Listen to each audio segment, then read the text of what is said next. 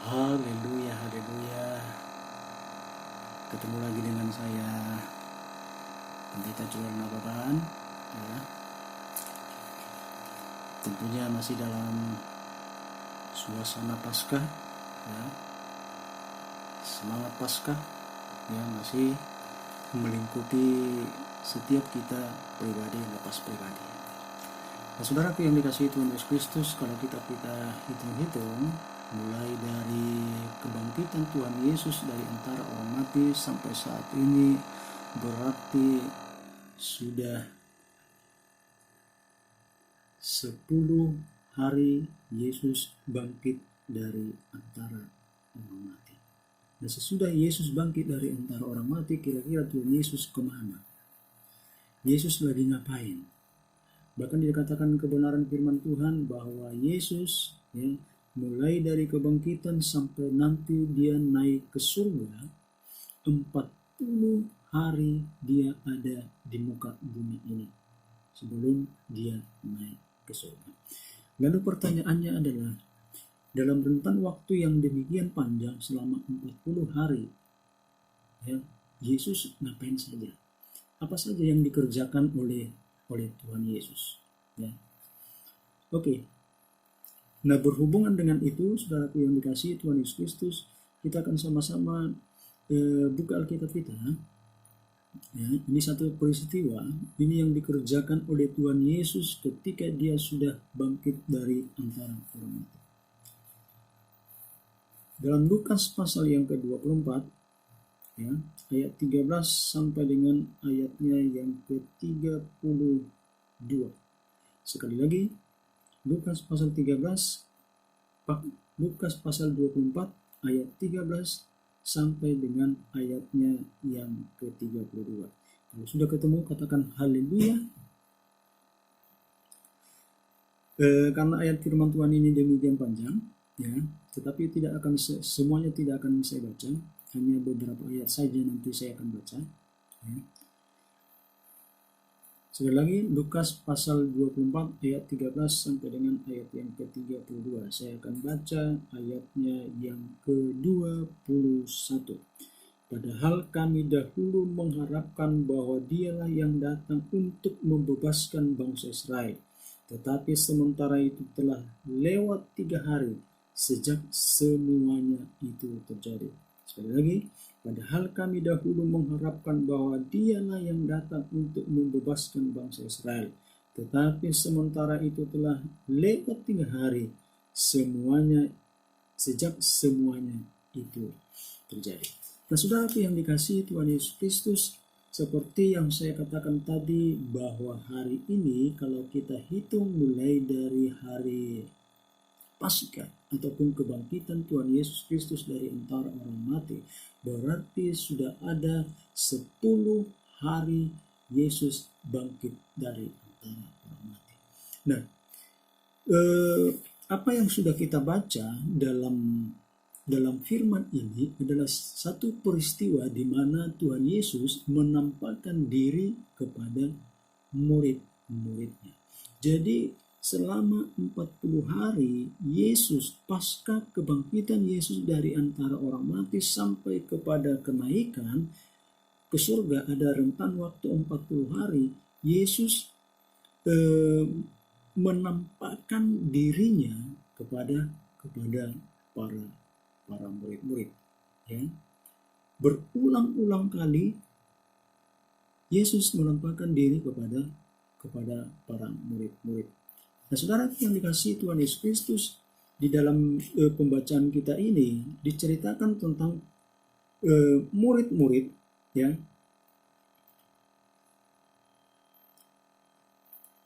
Kedua murid ini dalam peristiwa ini, saudara yang dikasihi Tuhan Yesus Kristus, merupakan penampakan Yesus kepada 2 murid di jalan menuju Emmaus, merupakan salah satu dari sekian banyak Yesus menampakkan diri kepada murid-murid. Jadi memang saudara yang dikasihi Tuhan Yesus Kristus, bahwa Yesus berulang-ulang kali menampakkan diri kepada para murid-murid. Bahkan Rasul Paulus mengatakan bahwa pernah Yesus menampakkan diri kepada 500 orang sekaligus. Wow, luar biasa. 500 orang sekaligus Yesus menampakkan diri kepada mereka. Bukan hanya satu-satu orang, bukan hanya dua-dua orang, tetapi dikatakan firman Tuhan 500 orang sekaligus. Kedua murid ini meninggalkan Yerusalem menuju sebuah kampung yang bernama Emmaus. Ya. Alasan mereka meninggalkan Yerusalem demikian jelas sebagaimana ditulis dalam Lukas 24 ayat 1. Padahal kami dahulu mengharapkan bahwa dialah yang datang membebaskan bangsa Israel. Tetapi sementara itu telah lewat 3 hari sejak semuanya itu terjadi. Jadi saudaraku yang dikasihi Tuhan Yesus Kristus, jelas sekali bahwa kedua murid ini meninggalkan Yerusalem karena ada kekecewaan dalam diri mereka. Terhadap apa? Terhadap yang dialami oleh Tuhan Yesus sendiri. Mereka menyaksikan sendiri bagaimana penyiksaan yang dialami oleh Tuhan Yesus Kristus. Bahkan juga mereka menyaksikan sendiri bagaimana Yesus yang mereka harapkan itu ya, untuk membebaskan mereka, untuk melepaskan mereka dari belenggu, dari penjajahan pada waktu itu. Ternyata mereka lihat di kayu salib, ya, tergantung di kayu salib, tak berdaya, tidak mampu berbuat apa-apa, bahkan lebih daripada itu. Ya, Yesus menghembuskan nafas yang terakhir di kayu salib. Bahkan juga dikuburkan. Dengan kata lain saudaraku yang dikasihi Tuhan Yesus Kristus, bahwa kedua murid ini beranggapan bahwa Yesus sudah selesai. Kenapa? Karena Yesus sudah mati. Kenapa? Karena Yesus sudah dikuburkan. Dan secara logika saudaraku yang dikasihi Tuhan Yesus Kristus, sehebat-hebatnya orang, ya, setinggi-tingginya ilmu seseorang, kalau napasnya sudah berakhir, kalau dia sudah dikubur, ya, menurut logika kita manusia, maka dia tidak akan mampu berbuat apa-apa. Dan orang yang berharap kepada dia nggak akan berharap lagi. Oh, orang sudah mati kok. Dan orang sudah dikuburkan kok. Mereka saksikan sendiri. Sehingga saudara yang dikasihi Tuhan Yesus Kristus, ada kekecewaan di dalam diri mereka. Mereka berpikir dirinya saja tidak mampu diselamatkan, apalagi kan? Dalam bayang mereka bahwa Yesus tidak mampu berbuat apa-apa terhadap apa yang menimpa Tuhan Yesus, yakni kematian. Apalagi menolong mereka. Mereka berpikir bahwa Tuhan Yesus sudah selesai. Yesus tidak mampu membebaskan mereka dari segala belenggu penderitaan. Padahal sebelum kematian itu menimpa Tuhan Yesus, kedua murid ini demikian yakin bahwa Yesus adalah seorang nabi yang berkuasa dalam pekerjaan dan perkataan di hadapan Allah dan di depan seluruh bangsa kami.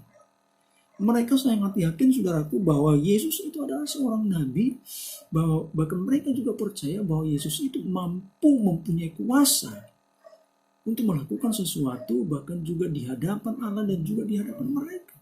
Dan itu mereka saksikan saudaraku ketika Yesus sedang berada di tengah-tengah dunia ini, di dalam pelayanannya, di dalam pekerjaannya. Yesus mampu membangkitkan orang yang mati, Yesus mampu menyembuhkan yang sakit, bahkan perempuan yang mengalami pendarahan dia sembuhkan, yang buta dia sembuhkan, bahkan juga yang tuli dia sembuhkan. Ada kuasa di dalam dirinya, ya. Tetapi saudara yang dikasihi Tuhan Yesus Kristus, ketika mereka melihat, menyaksikan Yesus yang tersalib itu, bahkan Yesus yang mati disalibkan itu, bahkan Yesus yang turun ke dalam kerajaan maut, mati dan dikuburkan, harapan itu sirna saudara yang dikasihi Tuhan Yesus. Hilang, tidak ada lagi pengharapan. Dan memang secara logika saudara yang dikasihi Tuhan Yesus Kristus, bagaimana mungkin mereka berharap kepada pribadi yang sudah mati. Kini keyakinan itu sirna, yang tinggal hanya kekecewaan dan hilang pengharapan, sehingga mereka pun sampai-sampai tidak mengenali Yesus yang menghampiri dan berjalan bersama-sama dengan mereka. Bayangkan, orang kalau sudah kecewa, kalau sudah hilang pengharapan, saudaraku, maka orang yang tadinya dekat dengan dia, orang yang tadinya kenal dengan dia, maka bisa saja, saudaraku, oleh karena kecewa, oleh karena hilang pengharapan, maka orang tersebut pun bisa saja dia tidak kenal lagi. Ini sebuah pengalaman yang dialami langsung oleh Tuhan Yesus. Dikatakan di situ, saudaraku, ketika mereka sedang bercakap-cakap dan bertukar pikir, datanglah Yesus sendiri mendekati mereka, lalu berjalan bersama dengan mereka. Yesus menghampiri mereka, dan bukan hanya sekedar menghampiri, tetapi juga berjalan bersama dengan mereka. Kalau yang dikatakan berjalan bersama, berarti saudaraku yang dikasihi Tuhan Yesus Kristus, dalam perjalanan itu bisa saja mereka saling tatap muka. Tidak mungkin saudaraku berjalan bersama-sama, tetapi saudaraku satu lagi 500 meter, 1 kilometer, lalu di belakangnya ada lagi 500 meter. Kalau dikatakan tadi ada 2 murid-murid, berarti ada 3, ditambah dengan Tuhan Yesus ada 3 orang. Satu lagi di 500 meter di depan Yesus, satu lagi ada di 500 meter di belakangnya. Saya pikir tidak seperti itu, saudaraku, kalau dikatakan mereka berjalan bersama-sama.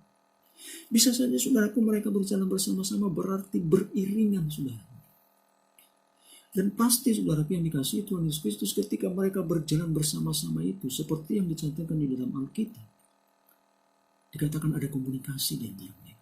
Ada percakapan yang sangat intens di antara mereka, saudaraku. Bahkan percakapan mereka itu percakapan mengenai tentang peristiwa yang sedang menimpa Tuhan Yesus. Dan saya yakin dan percaya, saudaraku yang dikasihi Tuhan Yesus Kristus, ketika mereka sedang bercakap-cakap itu, pasti sesekali mereka akan pandang-pandangan. Tidak mungkin, saudaraku yang dikasihi Tuhan Yesus Kristus, mereka melakukan perjalanan itu, berjalan bersama-sama sambil bercakap-cakap, yang satu melihatnya kemana, yang satu lihatnya kemana lagi. Tidak mungkin. Pasti sekali-sekali saudaraku akan menatap wajahnya. Tetapi dikatakan firman Tuhan, mereka tidak mengenal Yesus. Kenapa, saudaraku? Karena sudah ada kekecewaan di dalam diri mereka. Karena mereka sudah hilang akan pengharapan.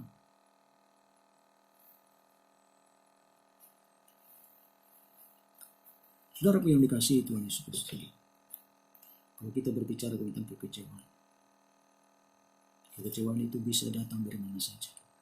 Ya. Bisa dari anak-anak kita, bisa dari suami, bisa dari istri, bisa dari orang tua yang melahirkan kita.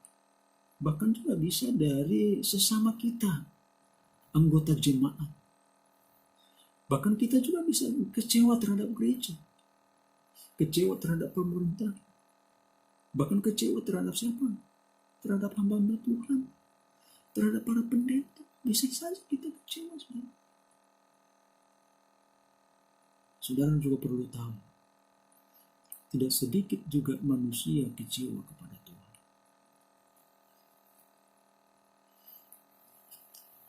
Sekali lagi saya katakan, saudaraku yang dikasihi Tuhan Yesus Kristus, tidak sedikit juga manusia yang kecewa kepada Tuhan.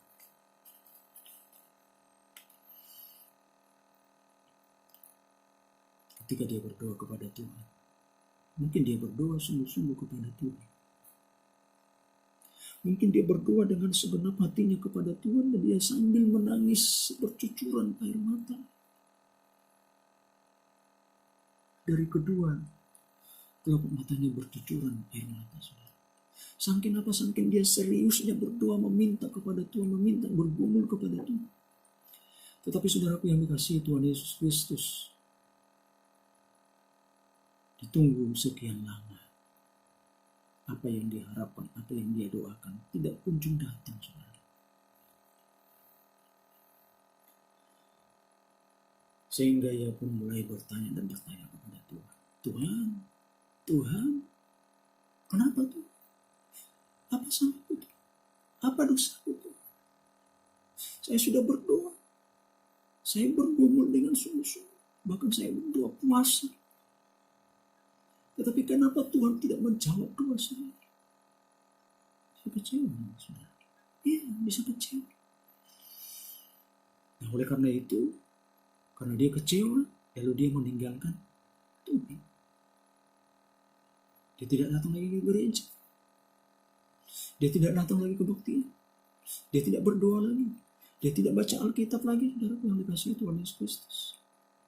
Bahkan lebih daripada itu, saudara pun, dia meninggalkan imannya yang sama. Karena apa? Kecewa. Demikian juga kedua murid ini, saudara. Mereka meninggalkan Yerusalem dan pergi menuju kota, kampung yang bernama Emmaus. Kenapa? Karena mereka kecewa. Tidak ada lagi pengharapan menurut ukuran mereka. Saudara yang dikasihi Tuhan Yesus Kristus, keadaan juga bisa membuat kita kecewa. Ekonomi juga bisa membuat kita kecewa. Kesulitan-kesulitan hidup yang sedang kita alami saat ini pun kita bisa kecewa. Termasuk saudaraku yang dikasihi Tuhan Yesus Kristus, situasi dan kondisi bangsa kita saat ini. Ya. Seumur-umur saudaraku mungkin kita belum pernah mengalami situasi dan kondisi bangsa kita saat ini, saudara. Kita bisa kecewa.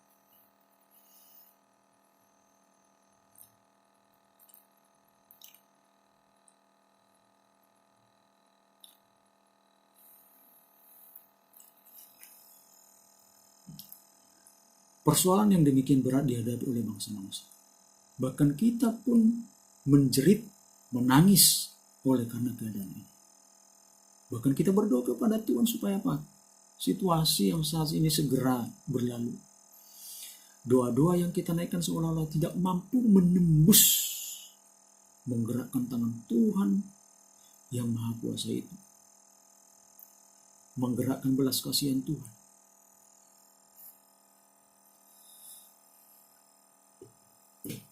Untuk menghalau virus corona ini, saudara. Sehingga oleh karena situasi yang demikian berat ini, bukannya tidak mungkin, saudara, orang berpaling, orang meninggalkan Tuhan. Ya. Tapi di satu sisi, dengan situasi ini pun orang makin mencari Tuhan, orang makin bersungguh-sungguh datang kepada Tuhan. Saudara yang dikasihi Tuhan Yesus Kristus, dengan baik. Sekali lagi dengar baik. Bahwa Tuhan Yesus yang engkau sembah, Tuhan Yesus yang engkau layani, tidak akan membiarkan engkau kecewa dan hilang pengharapan. Lihat para murid-murid ini, saudaraku yang dikasihi Tuhan Yesus Kristus. Mereka dikatakan pergi meninggalkan Yerusalem, ya, datang ke kampung Emmaus, tapi Tuhan cari mereka. Amin. Engkau yang mengalami kekecewaan sampai saat ini, kekecewaan apapun, saudaraku, sekali lagi katakan seperti murid-murid ini, saudaraku, Tuhan sendiri yang datang menghampiri mereka. Hanya persoalannya ketika Tuhan menghampiri engkau, apakah engkau mengenal Dia? Itu yang menjadi persoalan. Mungkin saudara yang dikasihi Tuhan Yesus Kristus, oleh karena kekecewaanmu, oleh karena pengharapanmu sudah hilang sehingga engkau tidak mengenal lagi Dia yang datang menghampiri engkau. Perjalanan Yerusalem ke Emmaus bukan perjalanan yang pendek. Berjam-jam saudaraku yang dikasihi Tuhan Yesus Kristus untuk tiba di tanah Emmaus. Yesus menghampiri mereka, Yesus bercakap-cakap, Yesus juga mendengarkan curhatan mereka. Luar biasa, saudara. Ya. Jadi Yesus juga mendengarkan curhatanmu. Engkau yang mengalami kekecewaan, engkau yang mengalami putus asa, mengalami hilang pengharapan, sekali lagi Yesus mendengarkan curhatan. Dan yang luar biasa saudaraku yang dikasihi Tuhan Yesus Kristus di dalam ayat yang ke-31. Ketika itu terbukalah mata mereka dan mereka pun mengenal Dia. Artinya apa? Artinya ada pemulihan. Itu sebabnya bahwa sesungguhnya Yesus adalah pengharapan yang sungguh. Sekali lagi, Yesus adalah pengharapan yang sungguh.